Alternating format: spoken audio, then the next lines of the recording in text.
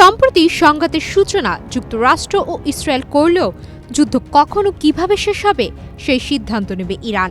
এমনই মন্তব্য করেছেন দেশটির পররাষ্ট্রমন্ত্রী আব্বাস আরাকচি। সামাজিক যোগাযোগ মাধ্যম এক্সে দেওয়া এক পোস্টে তিনি বলেন, গত 2 দশকে ইরাক ও আফগানিস্তানে যুক্তরাষ্ট্রের সামরিক অভিজ্ঞতা ইরান গভীরভাবে বিশ্লেষণ করেছে এবং সেখান থেকে কৌশলগত শিক্ষা নিয়েছে। ভবিষ্যৎ হোক নিরাপদ, বিনিয়োগ হোক বিশ্বস্ত, আর আমার পছন্দ সল্ট বে। ওয়েলকাম টু সল্ট বে। আরাকচি দাবি করেন, তেহরানে বোমা বর্ষণ ইরানের যুদ্ধ পরিচালনার সক্ষমতা দুর্বল করতে পারবে না। তিনি বলেন, ডিসেন্ট্রালাইজড মোজাইক ডিফেন্স কাঠামো ইরানকে এমন সক্ষমতা দিয়েছে যার মাধ্যমে যুদ্ধের সময় ও পরিণতি নির্ধারণে তারা প্রস্তুত।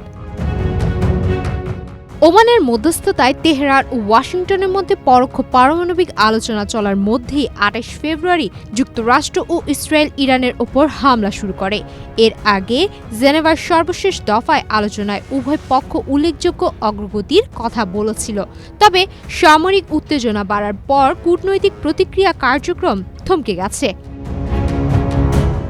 ইরানের দাবি, হামলায় ইসলামী বিপ্লবের নেতা আয়াতুল্লাহ আলী খামেনি, একাধিক জ্যেষ্ঠ সামরিক কমান্ডার এবং শত শত বেসামরিক নাগরিক নিহত হয়েছেন।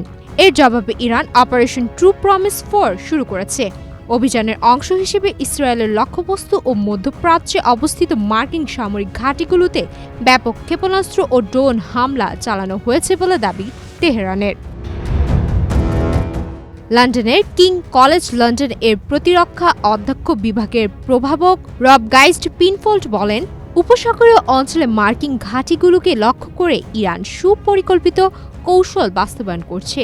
তার মতে, ইসরায়েলের তুলনায় উপসাগরীয় দেশগুলো তুলনামূলক সহজলভ্য এবং তারা সরাসরি এই যুদ্ধে জড়াতে অনাগ্রহী।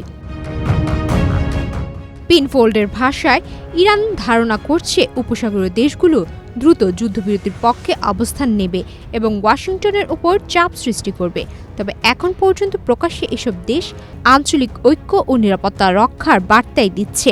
বিশ্লেষকদের মতে, দীর্ঘদিনের সূক্ষ্ম কূটনৈতিক ভারসাম্য ভেঙে পড়ার ঝুঁকিতে রয়েছে এবং পরিস্থিতি দ্রুত নিয়ন্ত্রণে না এলে সংঘাত আরও বিস্তৃত হতে পারে।